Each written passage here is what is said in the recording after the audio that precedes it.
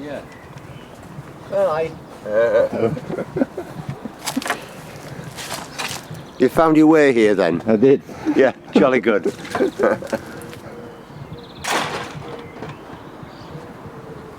Hi. Hello. Basically, you're in the stable yard at the moment, or what was. Yep. So that was the old cart stable and horse stable that was part of the cottage, which was 2 up, 2 down, with a big cart track coming down where the bathroom and kitchen are now. And the actual gardens, that's the house bit, then the stable yard, and then we've got what was the middle third of the whole garden, wasn't it? Before, yeah, basically, yeah. Before the houses were split up. And we've got the middle section of that. It's between a third and half an acre, roughly. Right, do you want to look round? Great. Right. Right. Go on. Slight slope all the way To the north. north and down into the west, isn't it? Yeah. Yeah. Yeah, that's the lilac. And that's really beautiful this year. It's one called Madame Lemoine. Very old lilac, but it's one of the best white ones, and it has a gorgeous perfume. And it's flowered for years, hasn't it? Oh, We've it's had been that done there. very well. Yeah, yeah. More than 30 years now. Right. With a pale pink clematis growing through it. Yeah. What's called Clematis Spooneri rosea, but they've changed its name, and I can't remember what the new name is. But, they're always changing the Latin names of them. Come on then. Right. Down what we call the hill. Well, it is our hill. Yeah. It does mean the water drains off the drive and It unexpectedly helps keep it, yeah. opens up as well, makes quite an unexpected bit that's really invisible from the farmyard Yeah. bit, isn't it? Yeah. Yeah. This is mainly actually our spring border. This time of year it's a bit quieter, and then we get a lot of stuff later on in the summer with the phloxes and campanulas. But there are things out at the moment. I'm just about to flower. I can't really see it from here. The rose up the dead flowering cherry tree is a lovely one called Ethel, isn't it? Not a beautiful name, but it really is a very, very pretty rose. Quite deep pink. Kind of mimics the blossom that would have been there if the Yeah. tree had survived over the years. Yeah. It was the same colour. Yeah. We do have a lot of roses and clematis scattered round the garden. Everything from the old kind of burnets like this to the climbers and ramblers like Ethel. The strong peppery smell is the wisteria, which is really as good as it's ever been in any year this year. Fantastic.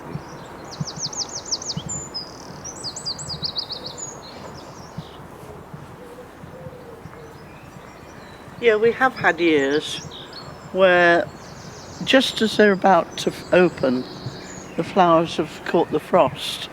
And instead of this picture, what we've had It's caterpillars. is things that look like dead rats hanging all over the tree. You don't often see it grown as a standard. Usually a wall growing Yeah, thing. yeah, but it's perfectly happy.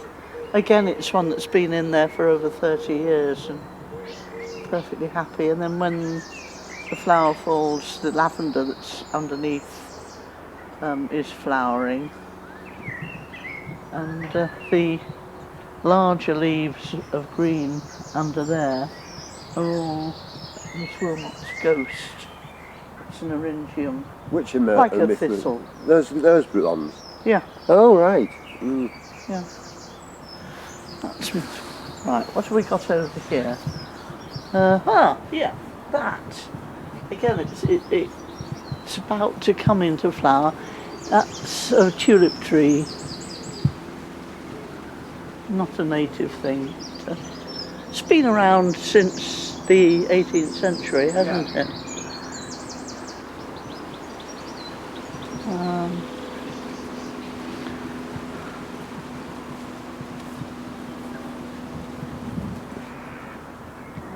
That's a kind of honeysuckle. No, it doesn't look like it, but it truly is. They're pretty. And that has a lot of berries on in the autumn. Because that's one of the things we try to do in the garden, is kind of garden almost in 4 dimensions. So we've got the ground as covered as we dare, we've got the views, we've got height, and we also try to garden in time as well, so that we've got things that are beautiful in spring and then don't do anything at all for the rest of the year. We've got things that flower in spring, then have fruits, then have lovely leaf colour in autumn. And we've got some things that are beautiful shapes in winter, haven't we? Yes. And between them, all of those things pan out well. And because of the extent of the garden, we can get away with using some of these semi-wild types of things, like these little yellow daisies, Poppies, like poppies, Welsh poppies, and the bluebells. And bluebells and stuff like that. You can just use them and allow them to grow where they will, really. Yeah. Pull them up if they're in the wrong place. Yeah. So it's really they give a kind of theme through the garden as the seasons go by. You see, there's more Welsh poppy there.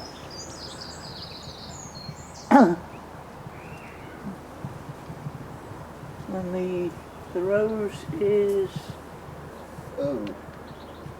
Moisei geranium, isn't it? geranium, that's it. Geranium. That rose there when it comes out. But in the meantime, and this is one of our more recent beds, and it's one of the most successful, because the first flowers are out in January, and there are still flowers in here in December. It just goes on right through the year. Big. Our newest acquisition is in there. You see the 2 white flowers with the yellow kind of Peonies. pom-poms in the middle. That's a peony. Claire de Lune. Yeah. Which we bought on holiday last year. Yeah, from Kelways. We actually went there, and they're the long-term peony specialists. So really pleased with that. And So the detail is, it's nice to have different leaf shapes, all twined in amongst. yeah. Yes, so we've got feathery leaves and the larger leaves. And sometimes you get grey leaves and very green leaves together. And some of the unusual stuff in with the very common stuff. See, that's lovely Primula Francesca. And that flowers for weeks and weeks. And it's just so pretty, but kind of understated. And yet you've got the cowslips there, which are just the common cowslips. So I like to do that. Is it worth going Right, through there? yes, Can we go yeah, go past Absolutely. the iris bed. Suggest you go through there yourself after the irises, yeah. You want to follow We'll you? follow you on. No, I'll follow you. Follow us. Yeah. Right? Right? Yeah. You going through?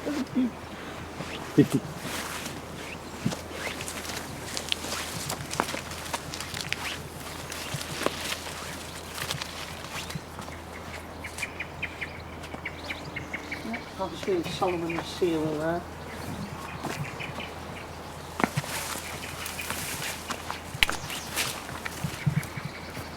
And an allium which is very similar to wild garlic, but it isn't wild garlic. The other thing you find everywhere in the garden at the moment is this honesty. We've got this colour and we've also got white ones, and again they're kind of semi-wild but they fill in nicely. Yeah. So that's what we try to do there. Some of the plants have been affected by 2 cold winters, and this lovely abutilon, it's called Violetta, and it has these lovely deep purple flowers on, but it hasn't got nearly as many as usual because of the weather. And it didn't like the cold, and then it certainly didn't like the wet that followed. But it's not supposed to be hardy up here anyway, so I suppose I can't complain about it. Just needs a bit more trimming than I've given it. Right. And this white flower here is a relative of the blackberry. It's a rubus Benenden. Again, it flowers for quite a few weeks. It doesn't actually have any fruit at all. No.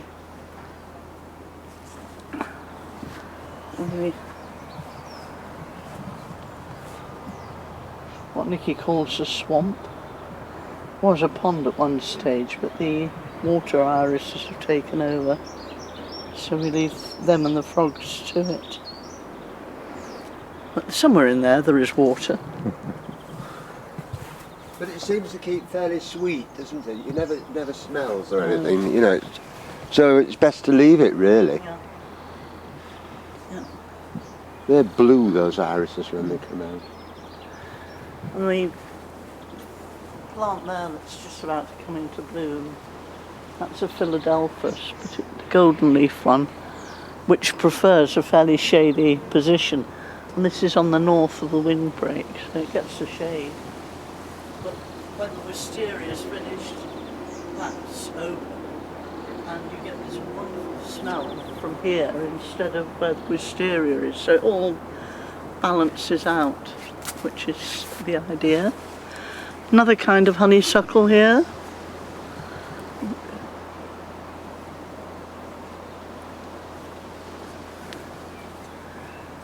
And I mean, we do use a lot of roses going up into the trees. I mean, that one's technically that's just over the arch, that one. But up in the walnut tree, which is the tree beside it, I don't know if you can see there again. There are some rosebuds on very long stems up there. That is the dreaded rose, isn't it, Peter? What though? The rose that we've got up in the walnut tree and coming over from the plum tree. Mm. It is Giftskate, which is supposed to be the most thuggish of all the roses we've got. Yes, it's been known to bring down garages and stuff like that, hasn't it? Yeah. Right. More peonies. More peonies, yes, tree peonies, those. And this one's rather gorgeous colour.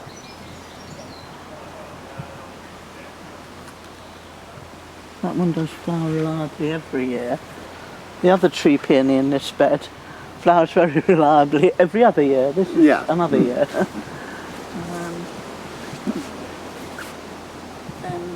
Oh yeah, this tree we actually we rescued it really, didn't we, Peter? We did really. It was totally pot bound and dumped in a bargain corner. It's a Kashmir cypress, and we only know of one that grows further north outdoors, don't we? And that's in Leconfield. But the one at Leconfield is dead. Is it? It's to pull it out. It died in that last All winter. right. Before that. Oh well, there you are. We don't know the further north one then. Ah, God. I didn't. I forgot to tell you that. Yes. Mm. It told me last summer that we had to pull it out. Yeah. Those orange Welsh poppies have taken me 35 years to get established in this garden. I have no idea why. I mean, the yellow ones took to it immediately and they were away. But the orange ones, which I really love, take me 35 years. It's the first year I haven't had to put new seed down for them. Having reached this point, we would tend to look back to where we've been in a normal walk, wouldn't we? We'd sort of look straight through there.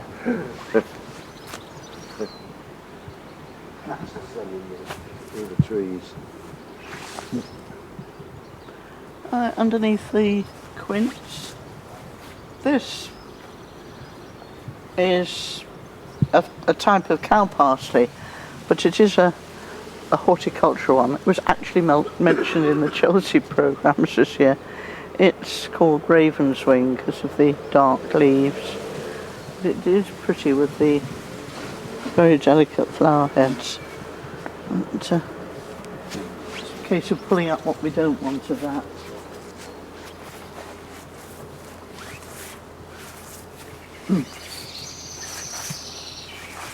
Well, this bed's new as well because there were old tree stumps at hedge height all the way along here till a couple of years ago. It all fell down. So we're trying to get this established. Another plant here that hasn't really liked the weather. I'll have to do some trimming on that. Is it coming, that one? That one, well, slowly? one piece of it is, yeah, but it really hasn't liked the weather. And in there is one of my pride and joys. There's a little tiny apple tree there. It's tiny because it's only a very small sapling of arum white, which is an apple tree that, so far as we know, there was only one left of, which was in a farmyard in Aram, just outside Beverley, and we've took some prunings of it with permission and propagated them, and that was just getting going when the tree stumps fell over, demolished it, but it's managed to keep going, hasn't it? So very pleased with that, very protected. A sweet chestnut grown from a leftover chestnut at Christmas. Really? Yeah, yeah. It's just coming into flower now. I've seen kind of little bristles at the ends of the growth.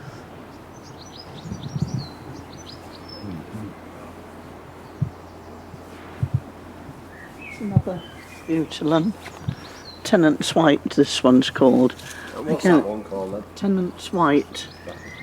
That's a Butylon. Yeah. No, again, it's a gorgeous. It looks so fragile, but actually it's surprisingly tough. I mean, that one went in the year before the really cold winter. Cold winter, yeah. It's absolutely fine. Oh, we've got one of our early roses out, look. Yep, at the back. Is that Lady Portland? Penzance. Lady Penzance. Yes. Just a tiny one, single one.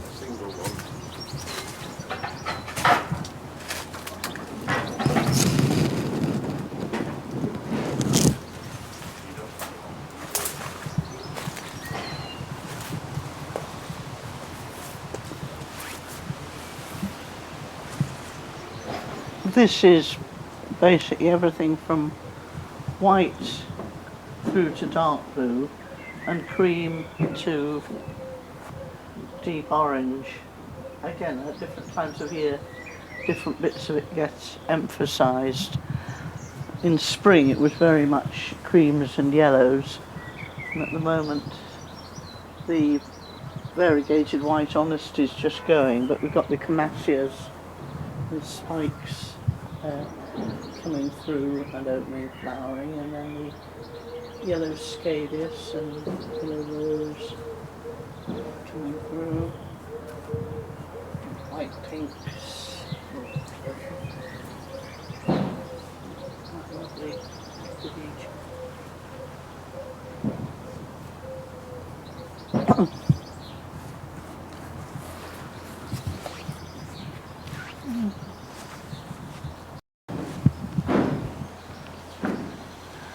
This down here is a shelter belt as much as anything, given that that's to the north. Pardon? What did you say? I said given that that's north. Oh God, yeah. Mm. It's obviously, I mean, it was all planted up before the houses were built, and they give a lot of shelter now. But in the meantime, we like the effect of what's grown up. More irises. That's black dragon, that one.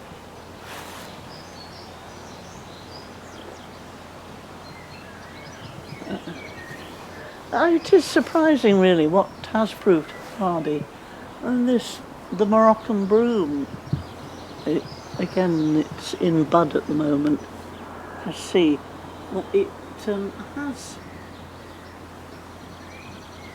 unlike the other brooms, it does actually form a kind of composite flower head, which is quite upright. But it smells of pineapple, and you get this huge wave of pineapple when you move around, because perfume's scent's been very important in doing the garden, Really wafts it, right? and that's a real sensation. And up here we've got two roses. Peter, which roses are they? Beverley England, And what's the other one? Princess Marie. So But they're not. in a couple of weeks' time, We're a bit early for that. anybody sitting under here will be looking out onto roses dripping down, and then there's the weeping silver birch that helps support them. There's a very pretty one in here. Right. Which you have nearer the house. But that's a real sweet. Rosa cantabrigensis. Yeah, very pretty. That's a seedling, one of our own. Not a seedling, love. No, it was from the root. From the roots, so it should be fairly strong, that. Yeah.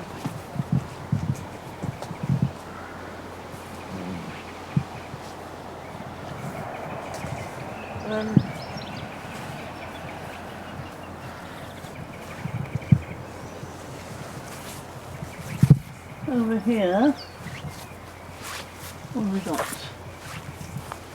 Oh yes, that's the other arum white, which is a little bit stronger than the one that had something.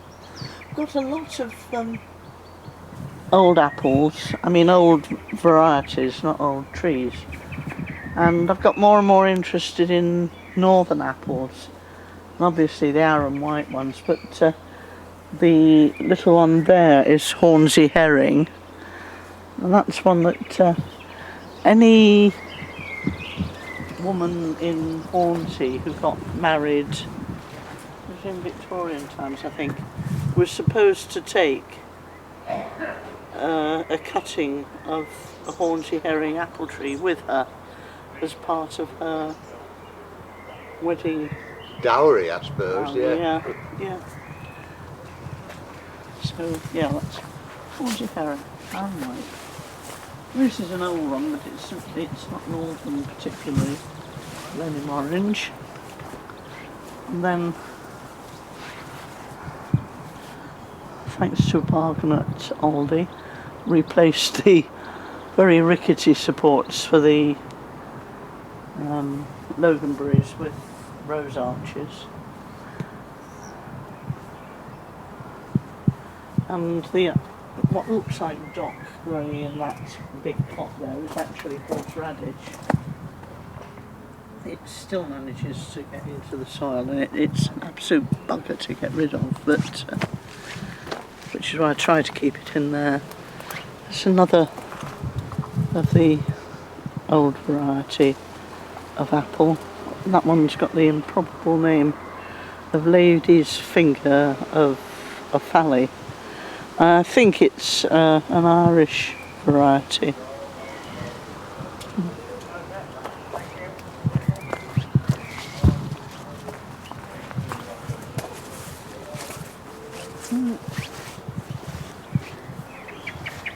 That's the medlar. It's not fruit then. Yeah, it's really pretty. It's a member of the rose family, and but the fruits look a bit like a cross between a rose hip and a small apple. They're ones you're supposed to only eat when they've gone rotten. I think it's just because they're inedible, totally inedible until they're rotten. And when they're rotten, you can suck the flesh out, but it's not worth the effort. But it's a very pretty tree, and the fruits look lovely in autumn, and the leaves really go are a beautiful colour fruits, too, yeah. don't they? So it's good. It's a bit of a waste of Yeah. cooking. And this is usually the first rose to come out, so it's well on its way. Pom-pom de Paris. The flowers don't have a perfume, but the leaves do. The leaves are quite, well, almost appley fragrance. And then more apple trees in I mean, it can be out in late April, can't it? It's not one, but not this year. Yeah. Well, I like the fact that it's planted beside the very last flowering apple tree in the garden, and that's Court Pendu Plat, which is a very old variety. It was supposed to come over either with the Normans or with the monasteries. A bit of debate about when it actually did arrive, but it's a lovely, lovely apple. The blossom's gorgeous. See, again, we've got a lot of clematis here. We've got them growing up. That's Wester Plat there. It's a lovely deep. This one could almost. Those buds.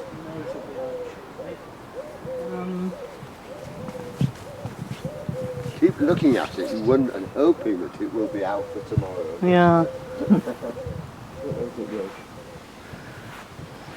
That looks the most likely one, doesn't it? Yeah. Oh yeah, the other thing we've got quite a few of are the gooseberries, which again we try to get old varieties. That's the earliest one to be edible. It's called early sulphur. Not because it tastes of sulphur, but because it goes sulphur yellow. And it is a very nice one. And then various other ones. Hero of the Mile there. Little Kitchener's over there.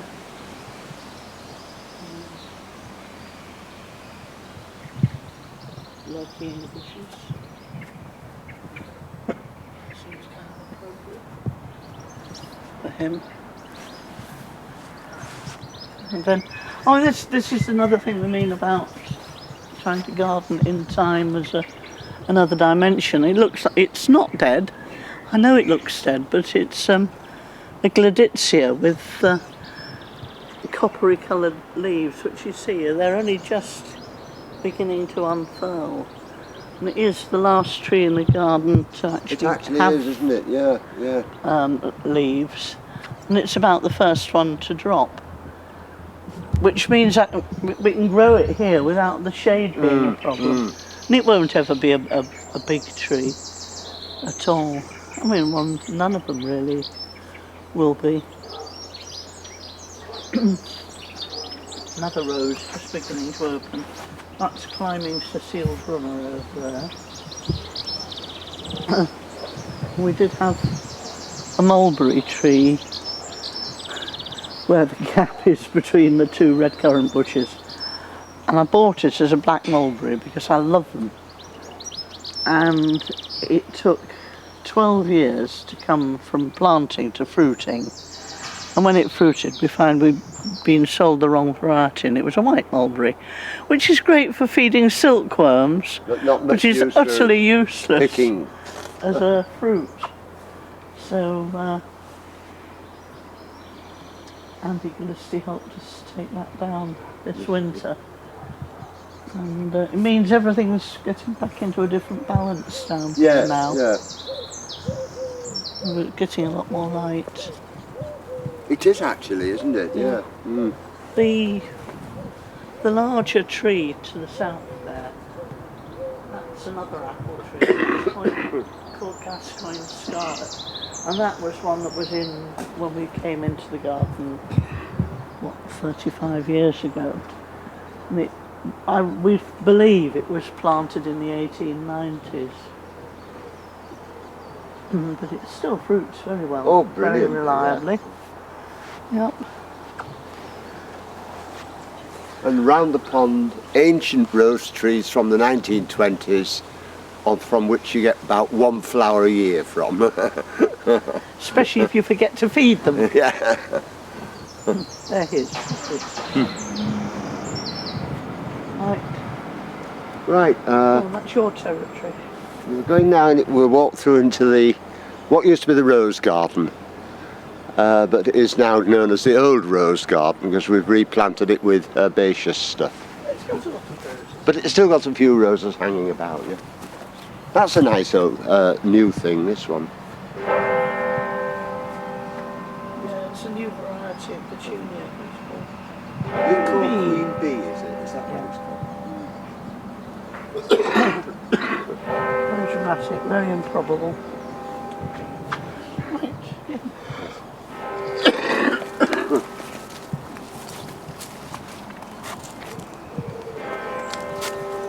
They're a very enclosed sort of old cottage garden effect in here really now. These do very well. These are hostas. Seem to love the shade and the moisture. Unfortunately, with having the pond near, there are plenty of frogs that feed on the slugs that eat the hostas, so they keep nice and fresh looking right through the year. Just here and there where they've got fruit.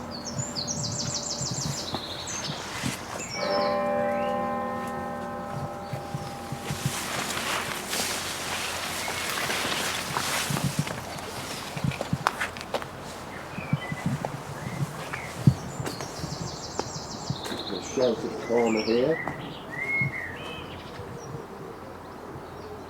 These are mainly, what's the name, love? Of what? Can't see what... Oh, Daylilies. yes. Sorry. Americalis. Americalis daylilies. There's a collection of them in here. None are in flower, but these are almost, that's the start of them. Why has this hosta got a cage round it? I don't know. Shall I let it go? I should think it ought to be released, really, yeah. Cramped. There. Mm. No idea why that case was there.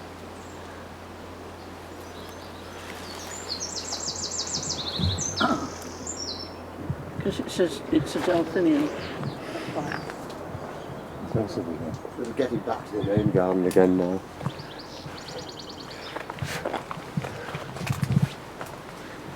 The same rose is almost on the point of coming, but not quite yet.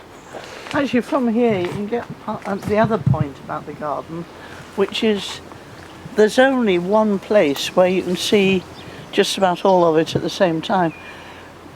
Given that it's not huge, I mean, I know compared with most town gardens it's big, at nearly half an acre, but we wanted the idea that you have to explore it to find it all, which is, you know, coming through here is not obvious until you've done it, but from here there's an awful lot of the garden that you can't see, but you can see suggestions of it.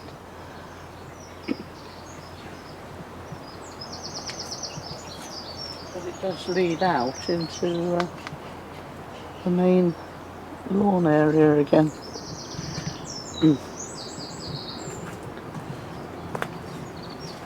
Now you've got a choice of two ways here. You can either go through there or go around that way. Both will arrive at the same point, but which would that one? That's more interesting, I think. We should have, yeah.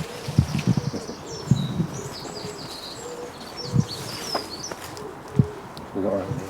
You get a nice back view as you go through into this.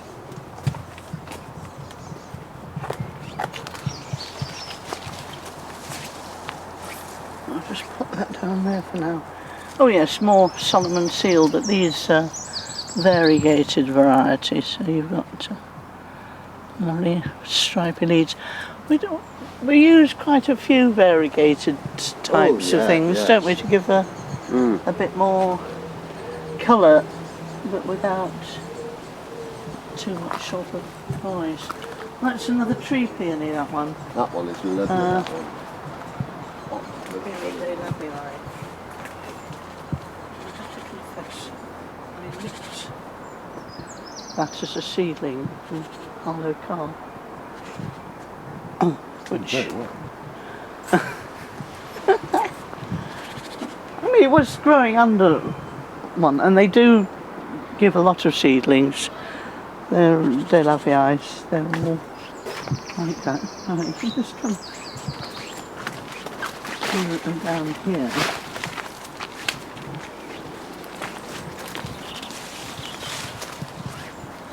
Come back out into the main area. The crab apple is another one that's been here since before we came to the garden. Looks as if it's going to have a lot of fruit this year.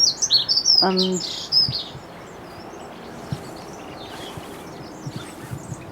can see that path would lead you back into the old rose garden again. Past a rather gorgeous rose, actually. Peter, which rose is that? Rose Gershard. Gershard. I think it's sort of very early 50s or very late 1990s.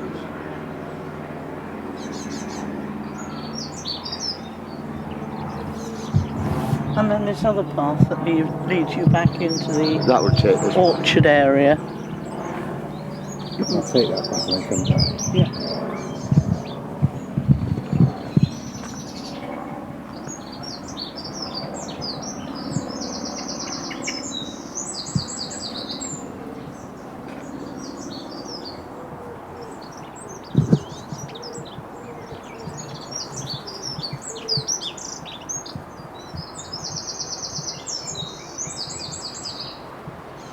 It's a silverleaf pear. It doesn't have edible fruit on it. Very pretty. Beautiful blossom. Yeah. Beautiful Which is blossom. quite early.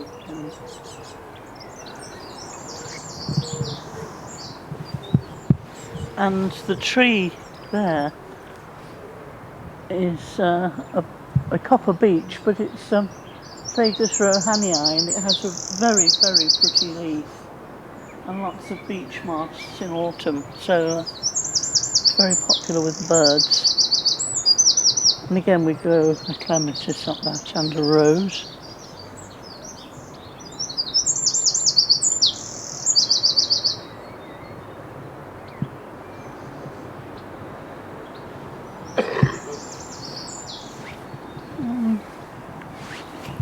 Which is that? Pardon? That rose. Shot silk. Right. This is one of the really strong ones from the 1920s, this one. This really is a good, what you say, a good doer. It really is a lovely one.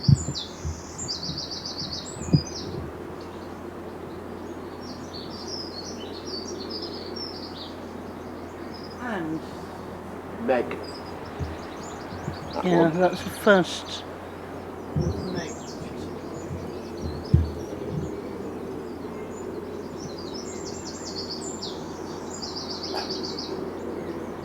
it's surprising actually how the roses have caught up in spite of the weird weather, because I mean it's usually June that's the rose month, and yet they are opening.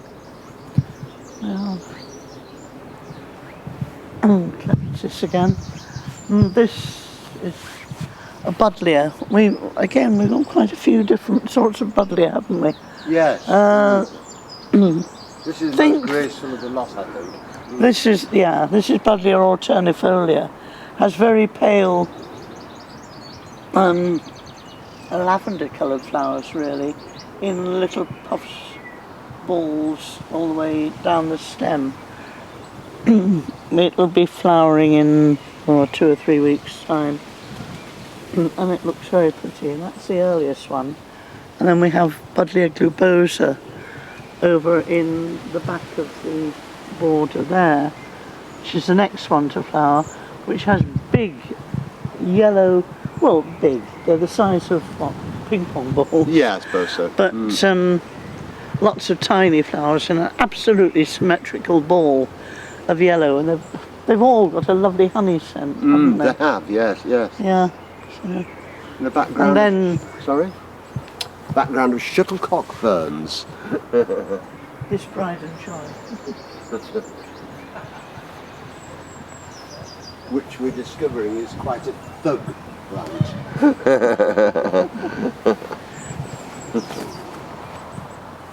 He's taking over. It is.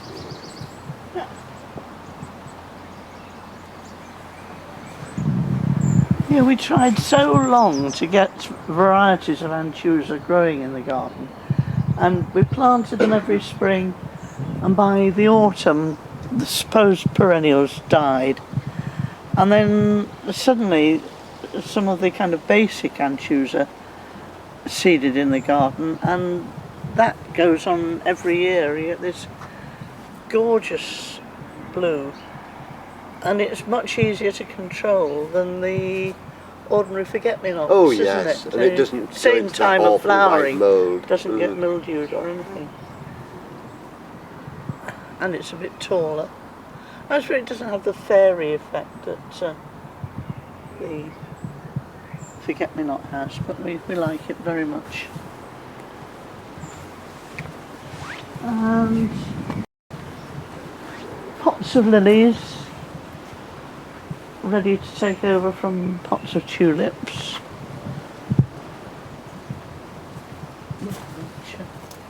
Yes, I think those are going to be the last to open.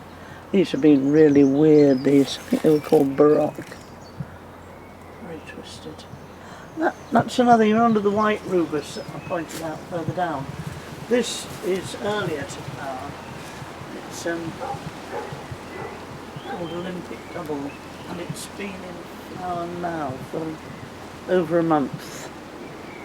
And it's lovely because it's such a dark pink for that time of year when it starts. I mean, it doesn't look so surprising now, but when it comes out in April, it's a real shock to see such a dark pink, isn't it? Yes, yeah. Very unusual. You get a good notion of this. We're talking about gardening in lots of dimensions. Starting with this red tree, it sort of moves up, catch the white one, and then into this deep, deep red one here, and then straight sort of right to white roses in the space. And suddenly realised that the roses had suddenly shot out, whereas 2, there's 20 now, so that was... Oh goodness, yeah. Yeah, it just... Well, yesterday That's happened there were today, 2 this happened this morning, that.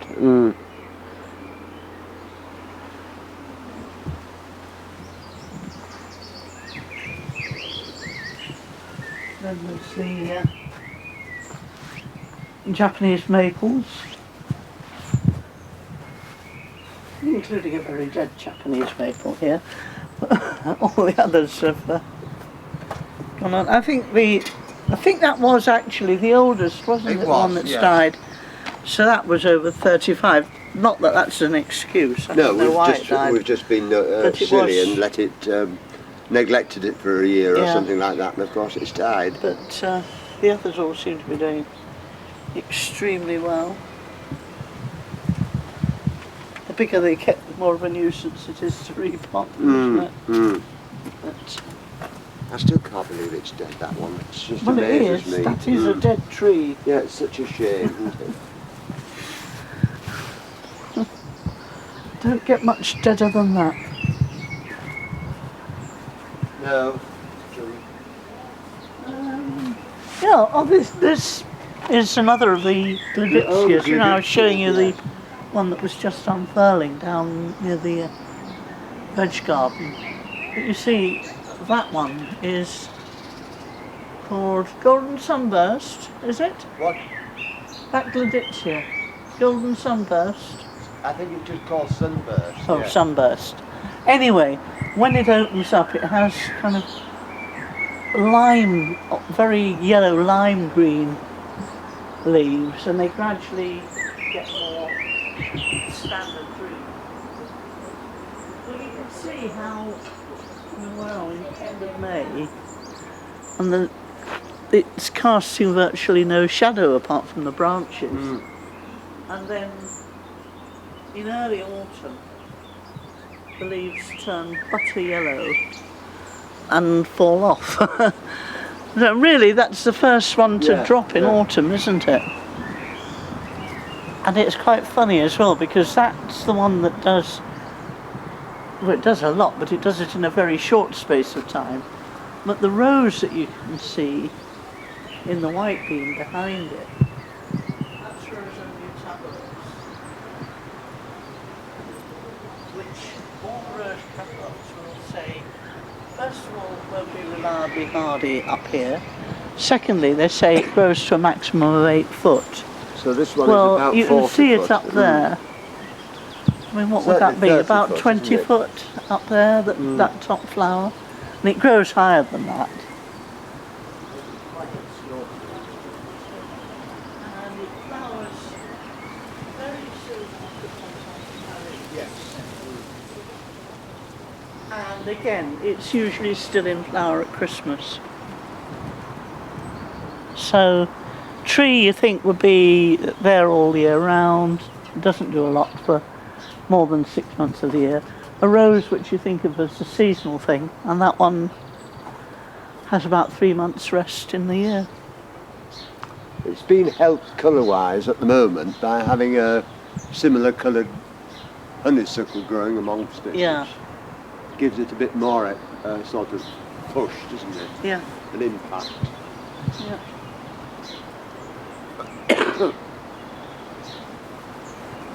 It's actually a tea rose, isn't it? I think so, yes, what they would call a technically tea what rose. they call yeah. a tea rose, which is why it's not supposed to be reliably hardy up here.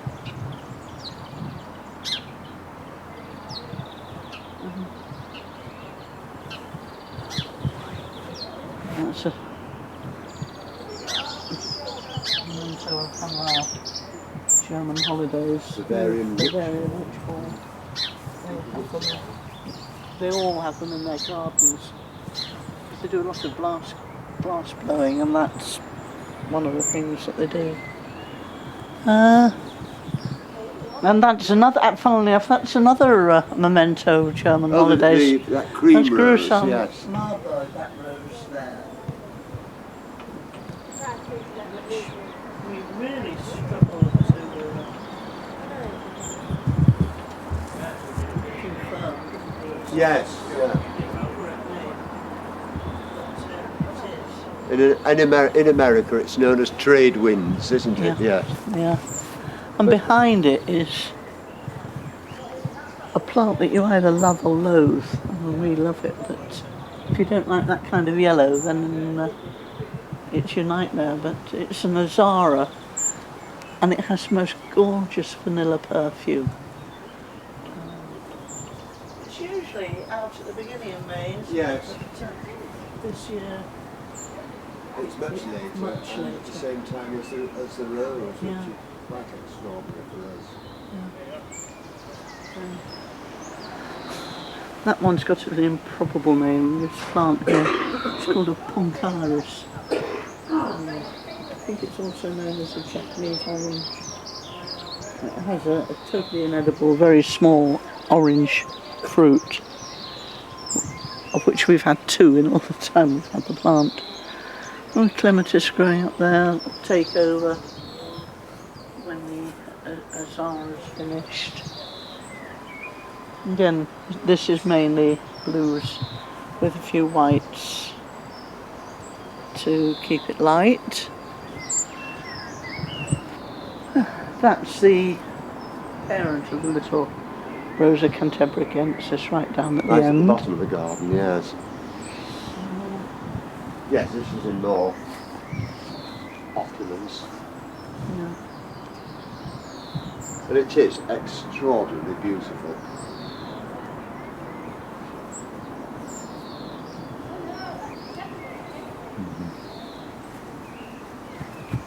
Single?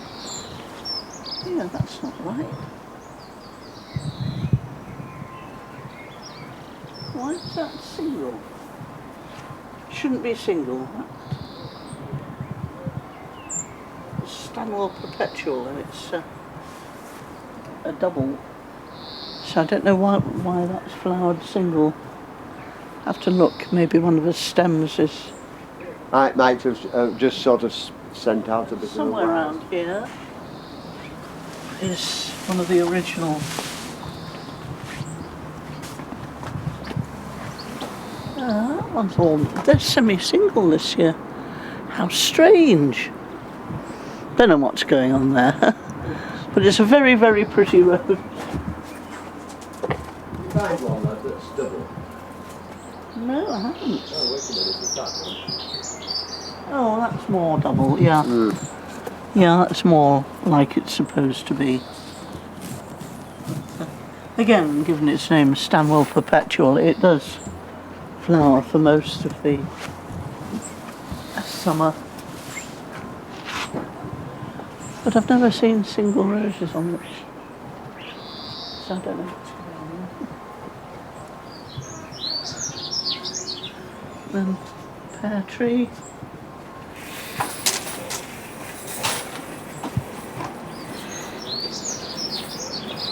They're edible, aren't they? I'm sure. Oh, those are, yeah. Yeah, that's onward. They're very nice pears. They don't keep, but they taste excellent when they're in fruit. And in spite of the weather, it seems to have set quite a lot of pears. You can just see amongst the kind of dead blossom, you can see the odd fruit coming there. Yeah, there's some more. No, it doesn't look very well. Obviously got some kind of mould or something. You can see that on the I have to look that up. That's the trouble when you try to do everything organically. Sometimes you get caught out with stuff like that. But especially with fruit trees, I just don't like using chemicals on them.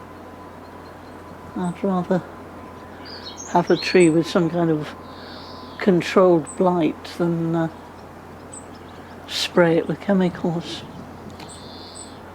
That's it. Quite right. That's an hour, well, 55 minutes. No. Yeah. Hell's bells. Oh, what do you want to do? Something? I don't know. I think it's fine. Like that. But that was my idea. Oh, right.